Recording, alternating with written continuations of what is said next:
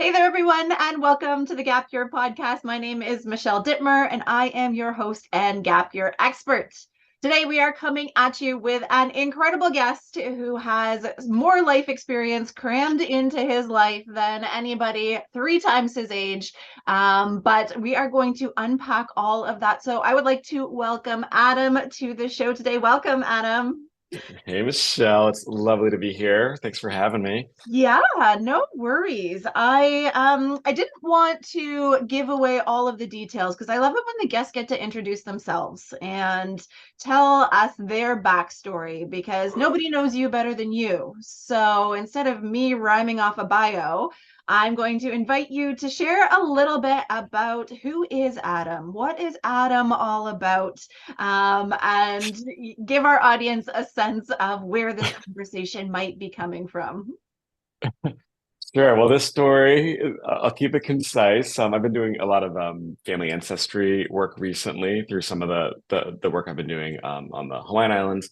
Um, yeah, so the story starts in 70 AD when Keeping it my concise and we're starting back yeah. then. Well, Okay. we'll go pretty quick. But Buckle my up. my mother's family was living in the Middle East, and after some war and turmoil, took a ship, and the ship crashed on the coast of Albania, and they ended up in Greece, in what is now Greece. And that started, about 1,000 years of like my family being in motion and moving throughout the world and coalescing in different places. And so I definitely grew up. My mother's from Greece. I was born in Boston, Massachusetts, and definitely grew up having sort of a foot in two different worlds. My grandmother didn't speak English, so grew up in a multicultural household, and I think it really impacted my idea of what's sort of normal and the way that life can be experienced and the richness that can exist in this world. And it really set me off on a path of discovery. From a young age, I spent a lot of summers as a young kid visiting family in Greece. And by the time I was in college, it was, the tone was set to continue exploring and discovering about myself and the world and how I can best contribute. And yeah, we could talk about some more of the details later, but I'm so thrilled to be here. I've worked in experiential education since 1996, starting as a camp counselor in high school. So what's that, 17? No, it's more than that, 27 years Yeah, or don't date something yourself like that. here. Yeah, well, who cares? Um, and yeah, really grateful to be working with Carpe Diem Education and Global Roots at this incredible intersection of education, travel, and transformation. And so, yeah, psyched to be here today. Yeah, you're speaking my language. And I love when you talk about discovering more about yourself and the world and how you contribute. And when I talk about gap years, I say that's really central to what the definition of a gap year could be, is not only the travel component or learning about the world, but there's this beautiful experience that happens in discovering yourself in conjunction with the world, but then also finding clarity of like, hey, this is where my interests and my skills align with other things that are out there, and this is how I want to show up, this is how I want to share my gifts with the world. And I think that that's such a beautiful learning that all culminates together Mm.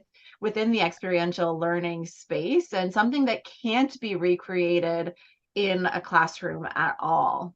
So I'm so grateful that you're here sharing your story and that organizations like Carpe Diem and Global Roots exist to facilitate that, because a lot of people maybe don't have that global experience that you had as a kid, and they need some support, or they're anxious or nervous about stepping outside of their local community. And so having those resources there and having experts like you and the folks at CanGap to help navigate those discoveries, I think is just so needed and so powerful at this moment right now.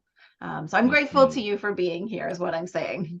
Oh, it was great to hear. I love talking about these things, and if it inspires anybody to sort of get out of the narrow pathway and open their eyes a little bit, that's a gigantic win. Yeah. Oh, I love it. I love it so much. Um, so why do you think that experiential learning and travel and gap years is so critical at this point? We're kind of, some would say post-pandemic, some would say at a new evolution of the pandemic, but we've gone through kind of 3 intense years with lockdowns and all of these things, and we're emerging into a new chapter of humanity. So why is it so critical right now for young people right now to experience this? And where do you think that can take individuals? Yeah, that's I mean, the reality is I don't think that experiential learning has ever been more important. Whatever we want to call 2023 as it relates to the pandemic, aside, um, young people, especially people that were in middle school or high school or even elementary school over the last few years, have had to navigate some huge developmental hurdles. Um, there's a podcast I listened to recently called Offshore Learning, and I don't know if you're familiar with that one. I'm adding it to my list right now. Cool. It's really cool. And I can't remember, I think his name is Chris Ballin. I might be pronouncing his last name wrong, but the way that he articulates what is happening during adolescence, we think so much of adolescence as being like, the squeaky voice and the physical changes that are The happening. hormones. Exactly. But really what's happening is young people are learning how to intersect with the world outside of the relationship with their parents. And a lot of young people lost that opportunity and are like have major catching up to do. Um, and that kind of learning and that kind of growth, it's not maybe in some super dreamy alternative learning environments, but it's really not possible in like our typical school atmosphere. Things are so geared towards like productivity and living up to somebody else's standard. There really is not much room for exploring passions and feeling lit up. And so I think experiential learning, especially immersive experiential learning. And when I say immersive, I mean programming that has a container that's intentionally built by the facilitators and the participants, is so valuable because it creates safe space for students. There's such a huge distinction between what happens in school is students are fitting in. What happens on when done and facilitated skillfully on a experiential learning program is students get to experience the sense of belonging, which many students have never experienced before. Some experience it when they go to summer camp and they feel like they can really be held, for their true self and their true interests. But that typically doesn't happen in school environments. Schools are very, I like to joke, like very Lord of the Flies. There's nobody that's supporting school and community dynamics in a way that's essential at this age group. And so I think experiential learning, it's so important for students, especially right now. Students have lost out on the opportunity to gain those critical life skills, and these types of experiences offer like guided opportunities where that learning is scaffolded, and so students can continue to take a step further, take a step further, take a step further with support, and be able to actually discover like what lights them up in this world. What are they passionate about when they eventually do go on to higher education? And most students that take a gap year do that quite successfully. They're actually able to choose courses of study that they're interested in because they've experienced real world applications of those content areas, as opposed to, a lot of people just go to college because and they just They scored maximize the like highest in calculus. Therefore, I'm for going to the be an engineer. exactly right. That they're told what to do, yeah, based on what they're basically what like our society like values and cultures as opposed to what and it's such a privilege to live in a society and culture we actually have some choice over what we do. Most people in the world will never have that option. So if we do have it, to not explore that, I think is a gigantic loss. So it's this time in particular so important. When I see students applications come in these days, I typically like I'm subtracting 3 from their age to really like understand like where they might be like developmentally and emotionally, and that's okay. It just means we're constructing an experience that's going to be a little bit more in line with what they're able to receive. Yeah. And I love the idea that you talked about with scaffolding, and helping people to grow, because so many people have this desire to backpack Europe on their own and to have these transformative experiences. And you're like, well, wait, like the only travel you've done has been to an all-inclusive with mom and dad. Hmm. And there is so much skill that needs to happen for you to be comfortable and to make the most of those experiences. And that's what those structured programs and those facilitators are there for, is to help folks to feel comfortable. It helps not only the participant, but it also helps the parents to feel comfortable with their young person, knowing that they have this skill gap. And often parents are looking, saying, my kid is not ready for university, but like, let's send them halfway around the world. No, like, let's Hmm. let's give them that opportunity to feel a sense of belonging, to find passions, because that's the other Hmm. comment I'm hearing. My kid just has lost the spark. So let's give them an environment that is supportive of them, is going to help them find community, find something that is different and exciting for them, give them that sense of fun, excitement, adventure, while developing skills that they don't even know that they could develop on these experiences, and build up the skills and confidence to be able to have other experiences, whether that's moving into residence at university or starting your own business. All of those things, the skills that come through travel and experiential learning are so transferable that it's really foundational skills that are being developed and supported by a facilitator. Then taking it to that more independent level can be so beautiful and elevate the experience that happens. Oh, so well said. I think that's something that I think about like all the time um like when I'm interviewing students. I like to ask them like, okay, if you had you're a group of 12 over to your house for dinner, like what are you going to make?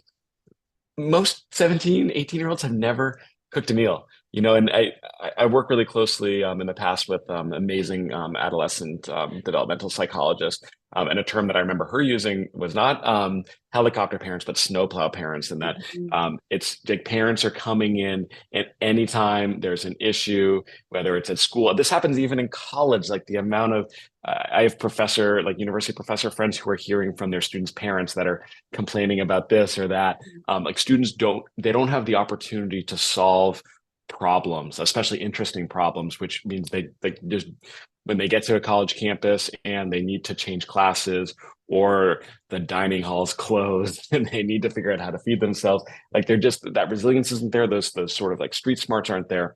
And it's so interesting because um, I grew up like pretty feral. I grew up in suburbs in Massachusetts. Like I'd leave home in the morning. I'd be riding bikes with my friends. I'd be climbing trees in the woods and like all these things. And sometimes I got hurt and there were consequences that I had to wear a cast or it was painful. But right now, like young people are just protected Mhm. um, from those things to the extent that they actually get, they don't get to make mistakes that are where the real learning is. Yeah. And I think that that's not anybody's fault. That's just like the shift in society. So Hmm. if parents are feeling like, oh dear, I am a snowplow parent, that's the way that society has told you that you should be parenting, because we want what's best for our kids. Therefore, we should make their lives easier. And in fact, that's what we're seeing now, is that it's having the opposite effect. So going in with all best intentions, giving your kid the best experience, giving them, making sure that they are having all the opportunities without any of the struggles. There was actually just an article published, I think it was Psychology Today, around parents actually getting a dopamine hit when they solve a problem for their kid, because it Hmm. feels good. I'm helping my kid. I'm helping my kid. So we're getting this chemical reinforcement that we should be helping our kid. And it feels good, and it gives us those warm fuzzies, and oh, I should do that again, I should do that again. And we're actually depriving them of those opportunities to solve the problems. But in society right now, we solve the problems for our kids, and then we launch them and are like, what's wrong? Why can't you survive? And it's that those missing skills that are there, not anybody's fault, but now is our time to say, okay, these are the missing skills. Now, how can I support my young person in acquiring and practicing those skills? And the answer is not continue to be a snowplow parent. Yes, yeah. I'm so glad that you named that, like for all the parents that are out there, and that all you care about is like the well-being and the growth and the happiness of the young people in your life. Our society, it's just the median has moved to the much more like uh, yeah, the median has moved like quite a bit in terms of like what is like normal and safe for for young people to experience. And part of that is that we, to a large extent, we do live in like a culture of fear. If you turn on the news, it's going to be 99 terrifying stories for every story of delight. um but I think the way that you described, yeah, the fact that like, yeah, it's the parents are thinking like, how can we maximize like my kids' happiness and growth and minimize suffering. It always makes me think of the poem of Joy and Sorrow by Khalil Gibran. I don't know if I you're don't familiar with know the that one. prophet. I'm going to read like two lines that like Please changed my do. life. I like early 20s, I read this. Yeah, it's your joy is your sorrow unmasked, and the self same well from which your laughter rises was also oftentimes filled with your tears. The deeper that sorrow carves into your being, the more joy you can contain. It's not the cup that holds your wine, the very cup that was burned in the potter's oven. So basically, this idea that students, I have they need goosebumps.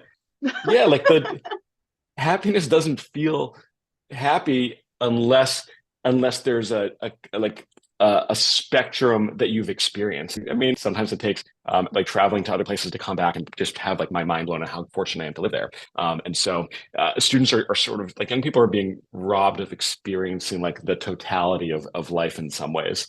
And it's something that when I think about program design, and programs are like, our programs are supposed to be challenging. Like they're definitely like really fun, but there's a lot of type two fun in there. Like the real joy and the real fun comes from navigating things that are challenging. It can be like a big hike. It can be disagreements and conflict in the group, where you need to find consensus. Like that those are where like the real moments of like deep joy and deep appreciation spring from. And my sense is that young people aren't having access to that, and if they are, they're not. They don't have any support in navigating those from mentors that they trust. Teachers aren't playing that role. Young people are probably a little bit less likely to talk to their parents about, you know, um, friendship and relationship challenges that they're experiencing. But in a really safe group container setting with really skilled facilitators, there's space for those things to come out and feel supported. Hmm. And those senses of accomplishment too, like, hey, I did this. I navigated this challenge, whether it was interpersonal or physical, or even navigating complex emotions that can be overwhelming. That confidence, that's where it comes from, is overcoming those things, and being able to do that. So when parents come to me and say my kid is not confident, they need a confidence boost, like, then they need to do some hard things. They need to get out there, and they need to get out of their comfort zone, step into that challenge zone, and that's where the growth happens. And I think that I just did a podcast on how fear is ruining your kid's life, because they have this internalized sense of fear of failure and rejection, that they are paralyzed in taking action. And so, as a parent, and as a young person, getting to that stage where they are comfortable to take action, to sign up for a program, to book a plane ticket, to take that first step, takes a lot of courage and a lot of support. But once that first step has happened, once you are sitting on that plane, You may feel a little overwhelmed in the moment, but the second that you realize what you have done, it just opens up a whole new layer to that individual and opens up potential of themselves in the world. And like, I want to hop on a plane right now. Like, I'm giving myself a pep talk here. Like, sign me up. But I Like think that, podcast over, I'm out of here. yeah, see ya. But I think that that is one of the biggest gifts we can give our young person right now is the encouragement to get out of the comfort zone and not let the fear be the driver of every decision that's made. Like I think so much about like especially in terms of like what's humans, but especially like students are feeling, like we have this we have all right, so like start this over a little bit. Like I love swimming in really cold water, which a lot of people think is weird, but I love it because it's super intense and it's this really interesting way to be like I'm experiencing these super intense sensations and like my brain is trying to say it's intense and it's bad versus it's just like intense and I'm feeling a lot. And I think it's that, I think in our society, like there's so much that's like pointed at like, it's like everyone should be feeling like happy. And if you're not feeling happy, if you're anywhere else on the circle, even if you're just like on the edge of the circle, it's not like a good thing. And when I hear you talking about like jumping on that flight or signing up for a program, it's that feeling of being at the edge of the diving before, the edge of the diving Mhm. board, and those butterflies, like it feels scary and like you're about to step into the unknown, but you also feel the most alive. And my hope for every high schooler is that they get to feel that sense of being alive, like those butterflies to experience presence. I think for young people that like they're trained at such an early age to be, to always be future thinking. And I think that the demands that we put on high schoolers in North America, where you might have 7 academic classes in a day, and then sports, and then all your activities, and then homework in 7 classes after that. Like the students aren't able to just be present in the moment. There's so much doing and very little being. And I think it's so important for young people to have that space to actually exist in the moment, to feel what they're feeling, and to just have a deeper connection to the world that around them. Yeah, I am 100% on the same page. And space to breathe instead of just being on Oh, this treadmill of go, go, go, go, go. And I think as adults too, we are also often on that treadmill and we've created this busyness badge of honor that is detrimental to us. And then we pass that on to our kids as well of well, you need to be thinking about the future, you need to be thinking about the job that's going to make the most money, you need to, and these kids just need some space to breathe, and they need some space to be asked the questions that they haven't been asked. Who are you? What is important to you? What are your values? mm, Because so many people end up with mental health challenges because they're living a life that doesn't align with their values. And they don't even know what their values are. They just know they're unhappy. They know that what they're doing feels wrong to them. And this isn't like, I am going to get a job killing puppies and it's against my values. This is, I am working an office job and I don't know why, but it feels crappy to me. And so many of these times it comes up against a value that that person holds that they don't know that they have, and without the time and space, and unfortunately right now somebody asking those questions, somebody driving that reflection because they haven't been scaffolded with that skill set, hmm they hmm need somebody to step in and ask those questions so that they know who they are and they can make decisions for their life that align with who they are, not with what their highest grades are, not with what's going to make them the most money, but something that's going to lead a fulfilling life for them. And as hmm parents, you want them to be happy, healthy, successful. If you're only pushing successful, those other two are going to fall right off the map. And so having that time to do that introspection and to define who you are, and especially after high school, this is a pivotal point, as you were saying, when they are establishing who they are outside of that family unit. This is the time to have those conversations And they shouldn't be necessarily happening with mom and dad, because sometimes their values, who they are, is going to be slightly different or vastly different than the family values. And so having a safe space to explore their identity is so critical at this time. I'm going to step off my soapbox and give you a second to respond there, but I really, really believe this. Well, I mean, all of this is like resonating for me so hard. Like right now, like I'm visiting my, my parents and then my child at home, and there's just so much that like, there's just so many ghosts like in the house and so many, I'm sitting like where I was doing homework, when I was in high school.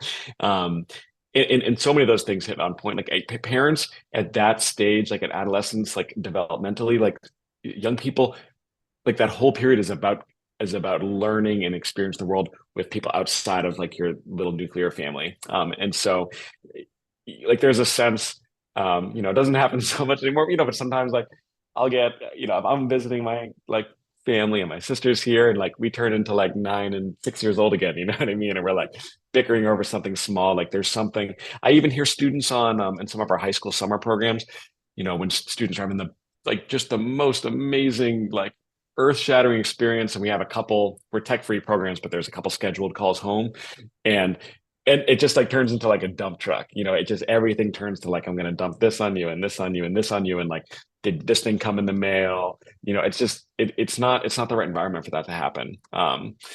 When you talk about, I mean, I think so much of this is coming up because like I'm in the space that I grew up in, and like I remember um my like my grandparents are Holocaust survivors, from Greece. And so I grew up, like the message I remember growing up was the only thing that matters is your health. The only Mm. thing that matters is your health. Like health is like the only thing that not the only thing, but like the health is like by far like the most important thing. Like your ability to survive and thrive was the message that I got all the time. And I look at I mean, I don't care about dating myself. I'm going to be 42 this summer. Um, when I hang out, with sometimes with like friends from high school and college that are the same age, but have been in the grind and doing work that is not in alignment with their values and their wishes, like they look and they experience life at like pretty haggard, Yeah. and like I'm super grateful that I've been able to spend a lot of time outside and to explore and stay in really good shape and cook and eat the things that I know are nourishing for me. Um, but I think like when you say, yeah, parents want their students to be like happy, healthy, and successful, the idea of pursuing success from someone else's lens, and so many parents right now are Gen X parents of baby boomer, Grandparents. like, yeah, Yeah. baby boomer grandparents, where it like that time, like for baby boomers it was a pretty like clear cut, like linear path of success. Yeah.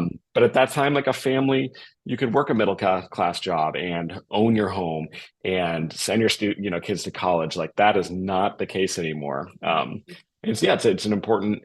I feel strongly that young people should have exposure to different ideas and pathways, and especially on like these facilitated programs, they get to work with mentors, like program leaders, overseas educators that we call them, that have had this like diversity of life experiences and um can mentor them and inspire them of like what do other pathways look like and how might I go in that direction. Yeah, and I think that's really important because when we're coming up through the high school system, we're exposed to like doctor, lawyer, teacher, police officer, firefighter, and that's the extent of what we're exposed to. But even if you take one of those professions, even if you look at doctor, there is so much related to the medical field. You could be a naturopath, you could be a chiropractor, you could be a public health worker, you could be a social service worker or a personal support worker. Like the umbrella is just so huge. And when we get into experiential learning and talking with people from different backgrounds, that's when we get exposure to the other things that are out there and the other things that are possible. that were just never on our radar. Speaking of grandparents, my grandfather always said, you don't know what you don't know.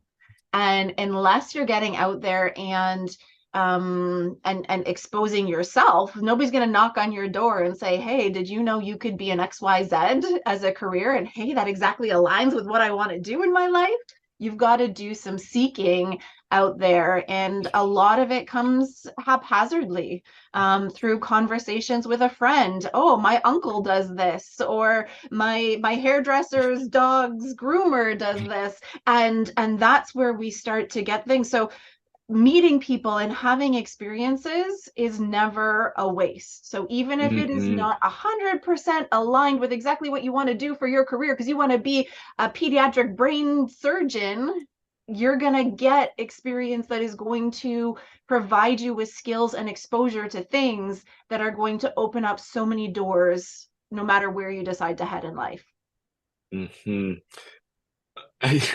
It brings up quite like a bunch of things for me. Like one thing I'm thinking about a lot is it's back to that concept of fitting in versus sense of belonging. Mm-hmm. And like we're asking for the most people, young people feel pressure to fit into one of many tracks, and especially with um, at least statistically of recognized learning differences and like neurodiversity. Mm-hmm. Um, it, it's ways that people actually aren't celebrated, for their difference. And that's something that we really think a lot about is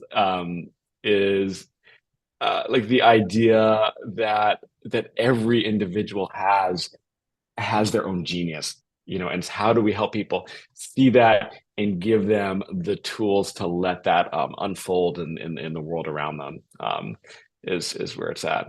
And there are a couple other reflections I had there, but I can't remember them. Yeah, we've got into so much juicy stuff in this conversation. Yeah.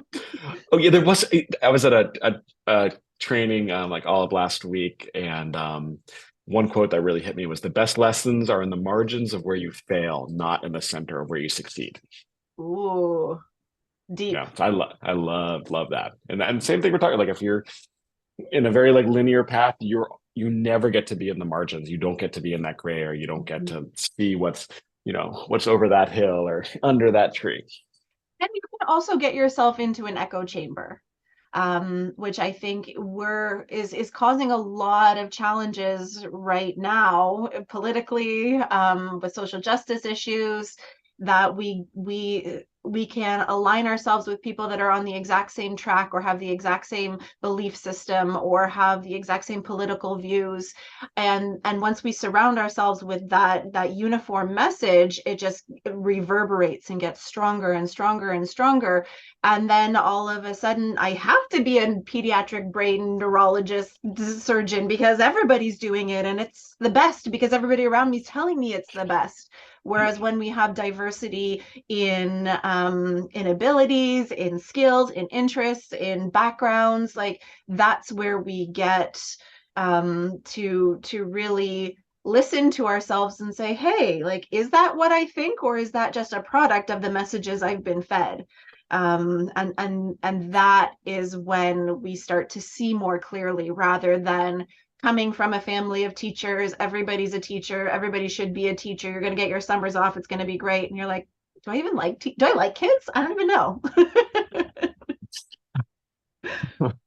I I think of like colleges can really be an echo chamber because you've got, especially with like certain colleges that might derive the majority of their students from a like a typical pathway. Yeah. Something I love about reflections from and I can only talk about alumni from Carpe Diem gap year programs or Global Roots summer programs is I write a lot of their college recommendations letters, and so I hear from them about how things are going, and I love when they reflect on like the other students may like are just there to have fun, but Mhm. because they were exposed to certain social issues or environmental issues or economic issues, like there actually is a little bit more passion, not only for learning, but there's so many amazing opportunities on college campuses. If you're really into like let's say food justice, most college campuses are going to have like food rescue organizations and like local Mhm. sustainable ag organizations, and it's those students like to hear that instead of just like in the echo chamber, like just doing the most fun thing. They're getting up early on, Sunday morning to go, plant vegetables, pick vegetables, work at the local CSA. And so I love seeing that ripple effect to help students get a little bit more perspective so they can actually like pursue a life that's meaningful to them Mhm. as opposed to just doing what like the army of ants is doing. Yeah, I love it.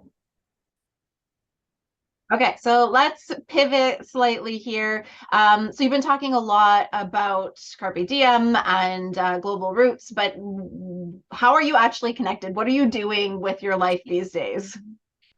Yeah, so that's a great question. So Global Roots and Carpe Diem were two separate organizations, but actually merged in the last year, which made a lot of sense. We share, a lot of our leaders would lead Carpe Gap semester programs and then lead for Global Roots in the summer. So extremely similar philosophically, and yeah, there are a lot of reasons that like coming together and uniting those teams made a lot of sense. So I'm in the executive director of Carpe Diem and Global Roots, but that really looks um, like I'm the type of person like details, organizational skills, those things are really difficult for me. So like what I really focus in on is like sort of big tent picture, like coalition building, partner building, to be able to bring the people together that are passionate about these types of programs and these types of experiences. So I work a little bit more on the external side. And love working with our overseas educators, the leaders that are going to be in the field supporting students. So that's what I do these days. But when I asked you before the interview started, kind of to tell me a little bit about yourself, you kind of mentioned that like your whole life has been a gap year, kind of philosophically, but that can be that's a big fear for a lot of parents is that my kid is going to fall off this track and they're going to just become a bum that travels the world and ends up sleeping on benches because they're not making any money, and they've created this picture of what that looks like, but it can actually be a strength to have a life that aligns a little bit more with a gap year than with this treadmill of direction. So I was wondering if you could share some anecdotes or some thoughts around that. Yeah, no, that's I think my situation is like also unique because like I did, I said my grandmother didn't like really speak English and she was a huge part of like my like growing up. And so I didn't feel like super American, just because like, I got like Mediterranean roots. Like people always ask me like, where is your family from? And things like that, which gave me sort of this sense of like otherness from the start. That I thought was cool. I was like cool with that. And so, my whole life felt like a gap year because I was used to my mother was a teacher. She taught for I think 35 years in the Boston public schools. And so yeah, we would travel in the summers. And so I got really used to those sort of like gap summers. And by the time I was in college and I had the opportunity to spend a summer, I worked at a law firm doing like pro bono, like working for like pro bono clients in London. And then I bopped around Europe that summer and made all sorts of mistakes that I learned so much from. And then I went on the semester at sea program the next semester. And then even as an adult, I went into teaching. I took a year off after college to travel through Central and South America. It was really important for me to gain some very strong Spanish language skills. Um, but and then I taught for a few years and took a gap year from teaching, which ended up turning into 5 years. I'd started with my partner at the time. We had started a food literacy education nonprofit, like literally out of our backpacks. We wrote the curriculum in the like mountain huts in the Himalayas in Nepal, and we started leading these food literacy programs all over Asia and Eastern and Southern Africa. And it was through that experience and leading that organization that I learned how to run an organization, how to do accounting, the legal stuff, like all of those like entrepreneurial skills that that have that have been critical in navigating, like the next phases of life, and also, taught me the importance of dreaming and putting your ideas into reality, and like standing at the edge of the diving board and diving in every time, and like the water feels great. So I don't think that I think my situation is unique that I felt pretty like untethered Hmm. to like our society and culture from, from a younger age. So I think that I am like a little bit further out there. I travel quite a bit. Like I definitely live like a pretty unconventional lifestyle by like our society standards. Um, but at the same time, I feel like I contribute greatly to um, to the growth and in learning and development and transformation of of young people. Um, so I think that for parents that are like worried like, oh, we're going to do this thing and they're going to get off track, like statistically that's definitely not true. I think statistics show that and I might be like, I'm not going to throw any numbers out, but that students that do a gap year are actually more likely to finish university in 4 years once they go there because they do have those life skills. They're actually interested. They're not just sort of like floating in space. So I think taking a gap year, I think you do. If you're a parent listening to this or a student listening to this, like yeah, you definitely run the risk of your perspective changing quite a bit and you discovering values that you'd never even heard of before that are deeply important to you. So yeah, it could change your career path. It could change like what you value in friendships and relationships. But I believe quite strongly that those are all going to be in like a holistic sense for the positive, for the greater good, to allow young people to live like deeply meaningful and rewarding in lives that are in harmony with what our planet needs right now. Amen. I think that is a great spot to wrap up this conversation. And thank you so much for joining us today. It's been such a pleasure to find kindred spirits to share in this conversation, and I'm sure our listeners will take a lot away. But if they wanted to find out more about Carpe Diem and Global Roots, where can they find that information? So the internet's a great place for that. I've Carpe heard a thing Diem. or two about Yeah, that. I've heard about that. So carpediemeducation.org or Global Roots. Roots is spelled like routes, routes.org. Um, a great starting place can also be social media. Look up Carpe Diem Education, it's Carpe Gap Year or Global Roots. And that's, I think for young people, like seeing the story told in like bite-sized pieces might be really nice. Parents might appreciate the websites more, but um, myself or anyone on our team so happy, like whether this is something you're looking for specifically or just trying to like gain a better understanding of like what this looks like. We're so happy to have those conversations and to support you and guide you in that process. Awesome. Well, go check out those websites and those social medias, and we will link to all of them in the show notes. So we will catch you in our next episode. Thanks for joining.